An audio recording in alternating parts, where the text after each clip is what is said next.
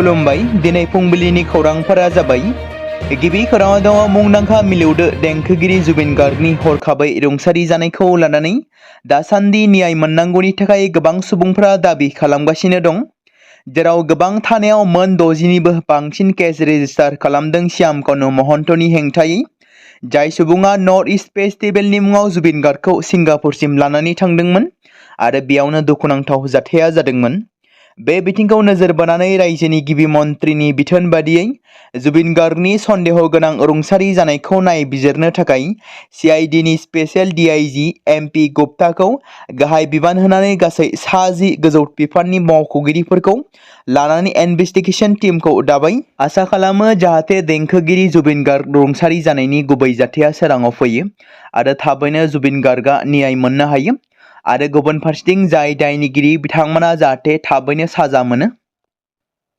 नैथि खौराङाव दङ जम्मु काश्मीर पुलिसआ कुलगामनि थागिबि 26 बोसोर बैसोनि मोहम्मद युसुफ कटारी मुंनि सासे सुबुंखौ 22 एप्रिल खालि पहलगाम उदखारि गाग्लोबनायाव लोब्बा थानाय लश्कर इ तैयबा उदखारिफोरखौ हेफाजाब होनायनि दायाव खादों जेराव सा 26 सुबुंनि जिउ खहा जानानै थांदोंमोन मावख'गिरिफ्रा फोरमायथिनाय बायदिब्ला कटारिया उदखारिफोरखौ हेफाजाब होदोंमोन जायखौ 28 जुलाइ खालाराव अपारेशन महादेवनि समाव गोहोम खोख्लैनो गोनां जादोंमोन मख'नो गोनांदि पहलगाम उदखारि गाग्लोबनायनि गुबै मास्टारमाइन्ड होननानै साननाय जादों बिथांखौ बेनि सिगां नेशनेल इन्वेस्टिगेशन एजेन्सि थामहिनबा NIA आ पहलगाम जाथायजों लोब्बा थानाय उदखारिफोरखौ आश्रय होनायनि दायाव सानै सुबुंखौ खादोंमोन जेराव परवेज आहमेद जतार आरो बशीर आहमेद जतारखौ खादोंमोन NIAनि नायबिजिरनायाव मिथिनो मोननाय जादों दि सन्देह गोनां सुबुंफोरा उदखारिफोरखौ थाग्रा खुलि जानाय आदार आरो लजिस्टिकनि हेफाजाब खालामदोंमोन बेबायदिनो फिन आरोबाव मोहम्मद युसुफ कटारीखौ खानाय जादों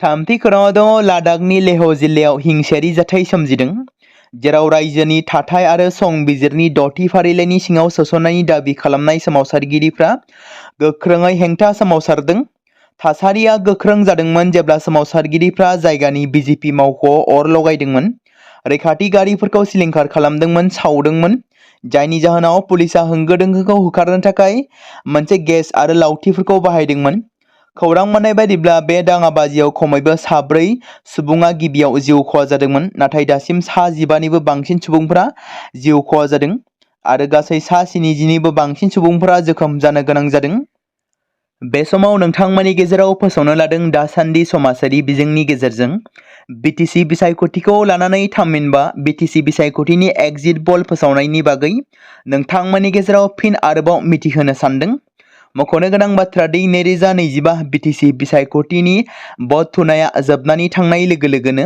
गोबां सुबुंफोर लोगोसे बर'नि गोबां निउज चेनेलफोर एबा पर्टेलफोरा गावसोरनि गोसो सिंनि मोन्दांथिजों बिसायख'थिनि फिथाइखौ फोसावदों दिनै नोंथांमोननि गेजेराव बर'नि बबे निउज पर्टेलफोरा BTCनि रिजनेल पार्टी आरो नेशनेल पार्टीफोरा बेसेबां मासि देरहागोन बेनि एग्जिट पोल फोसावनायखौ नोंथांमोननि गेजेराव मिथिहोनो नाजादों मख'नो गोनां बाथ्रा दि BTCनि मोन 40 बियाबनि गासै भट मिरुआव भट थुनाय हाबाफारिया थांनाय 22 सेप्तेम्बर खालाराव मोजाङै जोबनानै थांदोंमोन बिसायख'थिनि भट थुनाया जोबनाय लोगो लोगो बिसायख'थिनि रिजाल्ट एबा फिथाइखौ मिथिनो थाखाय गासै BTCनि रायजो राजाफ्रा हांखुर जानानै दं गोबां सुबुंफ्रा गाव बबे दोलोआव भट थुदों सोर बबे पार्टीनि बिजाथिनो भटखौ होदों बेखौ बिथा खालामनानै BP बा हारसिङै बांसिन मासि लानानै देरहासार जानानै सोरखारखौ दागोन बेबादिनो UPPL पार्टीनि भटार्सफोराबो UPPLआ हारसिङैनो सोरखार दागोन होनना ससियेल मिडियायाव फोसावनायखौ नुनो मोनदों बे समाव बर'नि माखासे मिडियाफोरनि बायदिब्ला ओरैबायदि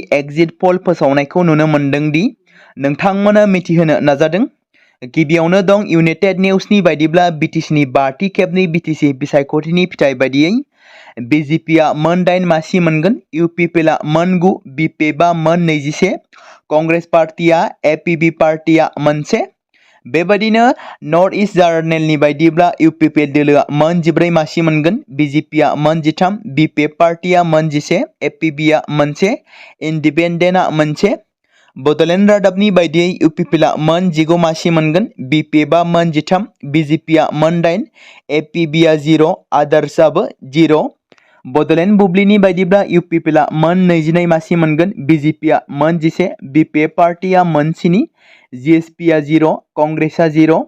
बड'सा खौरां बिजोंनि बायदिब्ला इउपिपिएलआ मोन 17 मोनगोन, बिपिएफ पार्टिया मोन 14, बिजेपिआ मोन 9, एपीबी, कंग्रेस, जिएसपिआ 0। आरोबाव डिजिटेल बड' निउसनि बायदिब्ला बिपिएफ पार्टिया मोन 20 आरो 23 नि गेजेराव मोनगोन, बिजेपि पार्टिया मोन 7 आरो मोन 8 नि गेजेराव मोनगोन, इउपिपिएल पार्टिया मोन 4 आरो मोन 6 नि गेजेराव मोनगोन। बेराफारसेथिं कंग्रेस, जिएसपि आरो एपीबीआ मोनसे मासि मोनगोन। बेबादिनो गोबां सुबुंफोरा गावसोरनि गोसोनि मोन्दांथिजों बिसायख'थिनि फिथाइखौ फोसावदों। नाथाय बिटिसि बिसायख'थिनि गुबै फिथाइ एबा रिजाल्टखौ गाबोनसो फोसावनाय जागोन। रायजोआव फेग्रा मुवानि हेंथायै मोनसे गिदिर अपारेशन खालामनायाव काछार पुलिसआ मख'जाथाव जाफुंसार जानो हादों।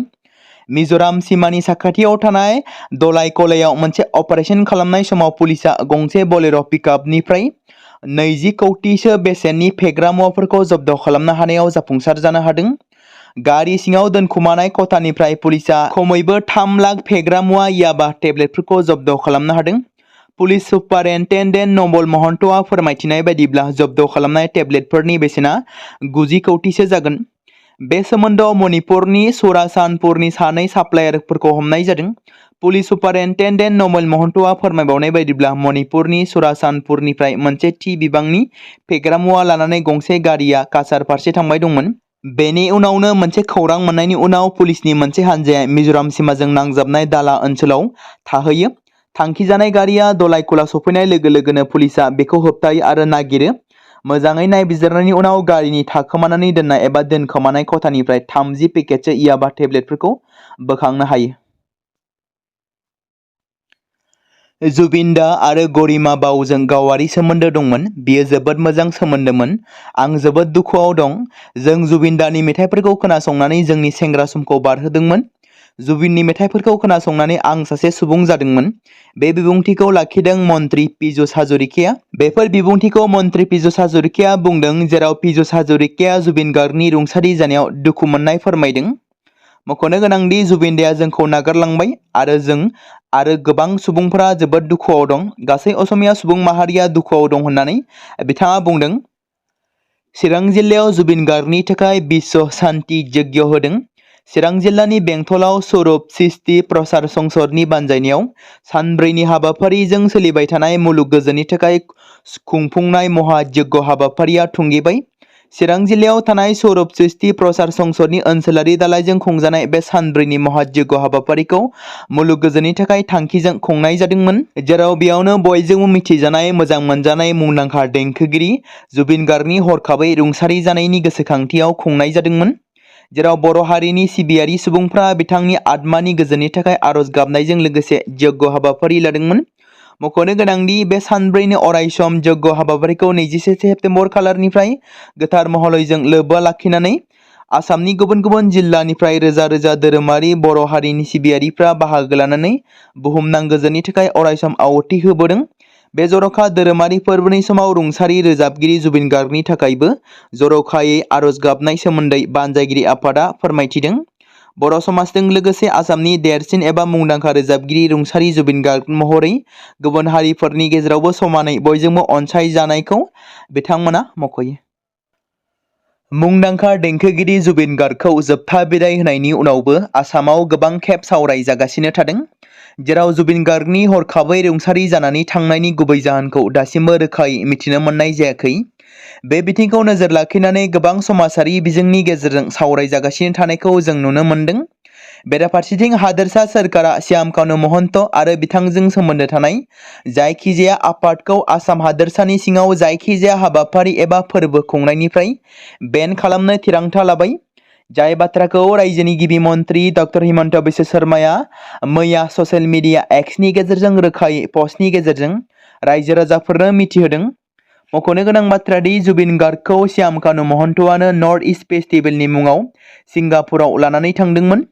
गिबि मन्थ्रिया फोरमायथिबावनाय बायदिब्ला हादोरसा सोरखारा जायखिजाया हाबाफारिफोरनि थाखाय थोंजोङै एबा खेंसालियैब्लाबो जेबो राङारि अनसुंथाइ, फोसावथाय एबा हेफाजाब होनाय जानाय नङा। गासैबो बन्द जानांगोन। हादोरसा सोरखारा भारत सोरखारखौबो खावलायगोन दि बिथां श्यामकन महन्तनो जेबो रोखोमनि जाहाथे राङारि मदद एबा हेफाजाब खालामा।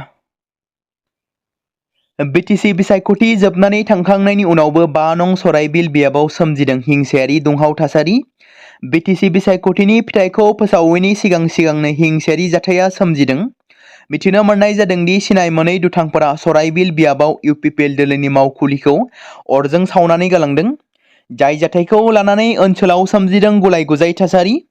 मख'नो गोनां बाथ्रा दि 2025 मायथाइनि बिटिसि बिसायख'थिया थांनाय 22 सेप्तेम्बर खालि मोजाङै जोबनानै थांबाय। नाथाय बिसायख'थि जोबनानै थांनायनि उनावबो बिसायख'थिनि हिंसायारि जाथाया दासिमबो जोबनानै थाङाखै। मख'नो गोनां दि 2025 मायथाइनि बिटिसि बिसायख'थिनि फिथाइखौ फैगौ 26 सेप्तेम्बर खालि फोसावगोन। बे फिथाइखौ फोसावनायनि सिगांनो क'क्राझार गसाइगावनि 5 नं सराइबिल बियाबनि इउपिपिएल दोलोनि मावख'खौ दुथांफोरा सावनानै गालांनाय जाथाया ओनसोलनाङैनो रागा जोंखांनाय थासारि लाबोदों। थारैनो बिटिसि बिसायख'थियाव बबे मोनसे पार्टिया देरहासार जानानै एबा बांसिनै मासि देरहानानै सोरखारखौ दागोन आरो सोर सोरखारखौ दानानै सोर बिटिसिनि चिफ जागोन बियो रायजो राजाफोरनि गोसोआव फैगासिनो थादों। बेबादि समावनो 5 नं सराइबिल बियाबाव इउपिपिएल दोलोनि मावख'खौ सिनाय मोनै दुथांफोरा सावनानै गालांदों। जाथायनि बागै मिथिनो मोननाय बायदिब्ला मैया फुंबिलि 3 रिंगासो समाव दुथांफोरा गसाइगावनि 5 नं सराइबिल बियाबनि इउपिपिएल दोलोनि मावख'खौ सावनानै गालांदों। नाथाय 5 नं सराइबिल बियाबनि इउपिपिएलनि मावख'खौ सोर सावनानै गालांदों आरो बेनि गुबै जाहोनखौ दासिमबो मिथिनो मोननाय जायाखै। बे जालांनाय जाथायखौ लानानैनो गसाइगाव जिल्ला इउपिपिएल दोलोनि गाहाय नेहाथारि डक्टर रामतानु ब्रह्मआ गोख्रों रावजों सोंखारिदों। गोबां समफोरावनो भारत हादरनि गोबां रायजोनि गुबुन गुबुन जायगाफोराव जिनाहारि खालामनाय, मानसि लांखारनाय, इनायै बुथारनाय जाथायफोरा जाबोबाय थादों। गोबां दुथां दायनिगिरिफ्राबो आयेननि गेजेरजों साजा मोनबोदों आरो बेफोरबायदि समनि गेजेरावबो खायसे दुथां आखुनि सुबुंफोरा बेफोरबायदि खामानि मावनायनिफ्राय गोजान जानानै थायाखै। बेबादिनो महाराष्ट्रनि कल्याण नगराव सासे उन्दै बैसोनि हिनजावसा एबा फरायसाखौ 9 दुथां आखुनि सुबुंफोरा लोगो नांनानै जिनाहारि खालामनाय जाथाया सोराङाव फैदों। सुलुंनिफ्राय मिथिनो मोननाय बायदिब्ला दायनिगिरिफोरनि गेजेराव सासेया हिनजावसानिनो थामहिनबा हिनजावसा गथ'निनो बाहागि आरो गुबुन सासेनिया गुबुन होनना मिथि मोनदों। मोनसे रिपर्टआव फोरमायथिनाय बायदिब्ला हिनजावसानि गोरबोआव गथ' थानायनि उनावसो जाथायखौ नखरनि सोद्रोमाफ्रा हमनो हादोंमोन आरो बे जाथायखौ मिथिनाय लोगो लोगोनो नखरनि सुबुंफ्रा दायनिगिरि दुथां सुबुंफोरनि हेंथायै पुलिस बिफाननो एबा पुलिस बिफाननि सेराव एफआइआर थिसनो, जायनि फिथाइ महरै 30 सेप्तेम्बरसिम पुलिस बिफाननि आवथायावनो थागोन आरो दायनिगिरिफोरनि सायाव नायबिजिरनाया 30 सेप्तेम्बरसिम सोलिबाय थागोन। आरो पुलिस फारसेनिफ्राय मिथिहोबावनाय बायदिब्ला गुबै जाथायखौ मिथिनानै मोनोब्ला आयेन बादियै साजा होगोन होनना पुलिस बिफाना थिरांथा लादों। बे समाव मोनसे गोनां फोसावथाय बर' सावथुन नायनानै मोजां मोनग्रा गासै बर' रायजो राजाफोरनि गेजेराव लानानै फैदों मोनसे बर'नि OTT प्लेटफर्म गोनां, जाय प्लेटफर्मनि गेजेरजों नोंथांमोना बर'नि गोदान गोजाम सावथुनफोरखौ नुनो मोनगोन। थांनाय माखासे बोसोर सिगां बर'नि गेजेराव लानानै फैनाय निउबो एप बायदिनो फिन आरोबाव लानानै फैदों बर' रायजो राजाफोरनि थाखाय। बे बाथ्राखौ मख'नाया गोनांदि 2025 मायथाइनि जानुवारि दानाव ओंखारनाय आंगो स्ट्रिम मुंनि मोनसे OTT प्लेटफर्म गोनां निउबो एपनि गेजेरजों नोंथांमोना गोबांथार बर'नि सावथुनफोर जेरै ट्रेजेडि, रमान्टिक, एक्सन आरो कमेडिजों बुंफबनाय सावथुनफोरखौ नुनो मोनगोन। जेरै सनानि नखर, थांखि गैयै समाज, अनसुला आफा, हिर', बिमा बायदि बाजै, अर, थैसाम, वान्टेड, संदान आरो रं नाम्बार बायदि सावथुनफोरा मख'जाथाव। बेफोर सावथुनफोरखौ नायनो थाखाय नोंथांमोना गिबियावनो आंगो स्ट्रिम एपखौ गाव गावनि मबाइलाव थानाय प्ले स्ट'रनिफ्राय डाउनल'ड खालामनानै लोगोसे इनस्टल खालामनानै गावनि मबाइल नाम्बारजों लगइन खालामनानै लाग्रोनांगोन। बेनि उनाव नोंथांमोना गोबांथार नुनो मोनै सावथुनफोरखौ गुगोल पे, फन पे आरो पेटिएमजों रं नाम्बार सावथुनखौ नायनो थाखाय 60 रां आरो संदान सावथुनखौ नायनो थाखाय 80 रां, वान्टेड सावथुनखौ नायनो थाखाय 60 रां, थैसाम सावथुनखौ नायनो थाखाय 60 रां बेबायदिनो गोबांथार नुनो मोनै सावथुनफोरखौ नायनो थाखाय सुबिदा खालामनानै होदों आंगो स्ट्रिम प्लेटफर्मा। फिन नोंथांमोननि गेजेराव फोरमायबावनो लादों बर' सावथुन नायनानै मोजां मोनग्रा गासै बर' रायजो राजाफोरनि गेजेराव लानानै फैदों मोनसे बर'नि OTT प्लेटफर्म गोनां, जाय प्लेटफर्मनि गेजेरजों नोंथांमोना बर'नि नुनो मोनै सावथुनफोर जेराव गोदान गोजाम सावथुनफोरखौ नुनो मोनगोन। बे बाथ्राखौ मख'नाया गोनांदि 2025 मायथाइनि जानुवारि दानाव दिहुनजानाय आंगो स्ट्रीम मुंनि मोनसे OTT प्लेटफर्म गोनां एपनि गेजेरजों नोंथांमोना गोबांथार बर'नि ट्रेजेडी, रमान्टिक, एक्शन आरो कमेडीजों बुंफबनाय सावथुनफोरखौ नुनो मोनगोन। जेरै रं नाम्बार, संदान, वान्टेड, थैसाम, अर, बिमा बायदि बाजै, हिर', अनसुल आफा, थांखि गैयि समाज, सनानि नखर बायदि बायदि सावथुनफ्रा मख'जाथाव। बेफोर सावथुनफोरखौ नायनो थाखाय नोंथांमोना गिबियावनो आंगो स्ट्रीम एपखौ गावनि मबाइलाव थाखानाय प्ले स्ट'रनिफ्राय इनस्टल खालामनानै गावनि मबाइल नाम्बारजों लगइन खालामखांनायनि उनाव नोंथांमोना गोबांथार नुनो मोननाय सावथुनफोरखौ गुगोल पे, फन पे आरो पेटिएमजों रं नाम्बार सावथुनखौ नायनो थाखाय 60 रां, संदान सावथुनखौ नायनो थाखाय 80 रां, वान्टेड सावथुनखौ नायनो थाखाय 60 रां, थैसाम सावथुनखौ नायनो थाखाय 60 रां, बेफोरबायदिनो अर सावथुनखौ नायनो थाखाय 60 रां पे खालामनांगोन। बेबायदिनो गोबांथार नुनो मोननाय बर' सावथुनफोरखौ नायनो थाखाय सुबिदा खालामनानै होदों आंगो स्ट्रीम प्लेटफर्मआ।